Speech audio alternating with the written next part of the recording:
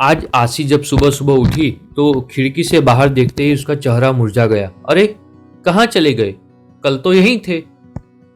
इतने महीनों से रोज सुबह दोनों को देखना उसकी आदत सा बन चुका था, और आज जब दोनों अपनी जगह पर नहीं थे तो आसी को सब कुछ खाली खाली सा लग रहा था। सुबह सुबह वो दोनों सामने दिख जाते थे तो आसी का रोम रोम पुलकित हो उठता था। सुवासित हो उठती थी उसकी सांसें, मन एक अद्भुत खुशी महसूस करने लगता था। और सबसे खास बात, इन सबका सकारात्मक प्रभाव पड़ता उसके मन मस्तिष्क पर, और कलम खुद ब खुद कोई गीत लिखने लगती। पता नहीं क्या जादू था उन नरगिसी फूलों में, बस देखते ही मन मचल उठता। शायद असीम का असीम प्यार भरा था उनमें।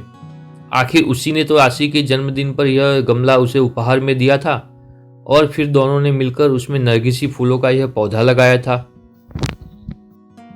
देखो ना आसी, तुम्हारे लिए एक काम सौंप कर जा रहा हूं। कल ही मुझे कंपनी के एक प्रोजेक्ट के लिए दुबई निकलना पड़ रहा है। बस 6 महीने की तो बात है, फिर आते ही झट मंगनी और पट ब्याह। बस तब तक मेरी यादों को इस पौधे में सजोती रहना। असीम को आसी को बातों में उलझाना बड़े अच्छे से आता था। असीम बेशक चला गया था, लेकिन आसी हर रोज बड़े अरमानों से उस पौधे को सींचती रही।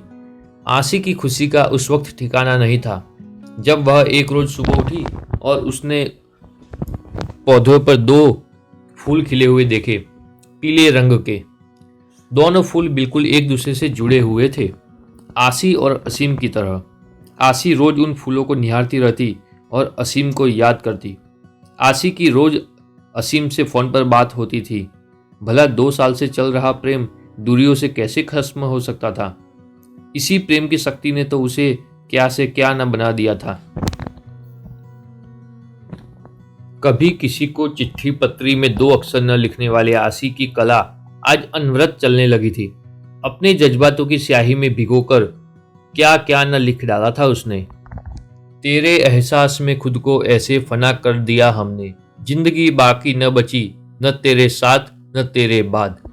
पता नहीं कैसे एहसास थे, दिल से निकलकर पन्नों पर बिखरते रहते थे। जब भी मन होता, आसी उन नरगिसी फूलों को निहारते हुए खिड़की के पास कागज कलम लेकर बैठ जाती। माँ जब डांटना शुरू कर देती तब सुध पड़ती कि कुछ खाना भी है और घर का कामकाज भी देखना है। पता नहीं पिछले कुछ दिनों से क्या हो गया था उसे। पतझड़ का मौसम आ गया था, फूल मुरझाने लगे थे।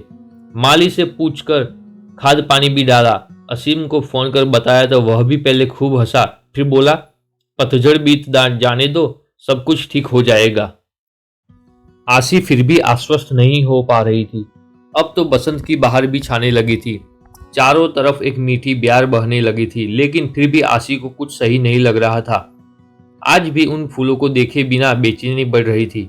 आसी कागज कलम फेंक कर बाहर आ गई थी और गमले के आसपास ही चहलकदमी करने लगी थी।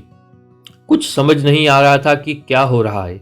इसी सोच में उसे यह भी ध्यान नहीं रहा कि काफी देर से बाहर घंटी बज रही है। आसी, कहाँ खोई हुई हो? दरवाजे पर कब से घंटी बज रही है, ध्यान कहाँ है? माँ ने दरवाजे की ओर जाते हुए पूछा। इससे पहले कि आसी संभल पाती, दरवाजे पर असीम खड़ा था, मुस्कुराते हुए, हाथों में नरगिसी फूल लिए।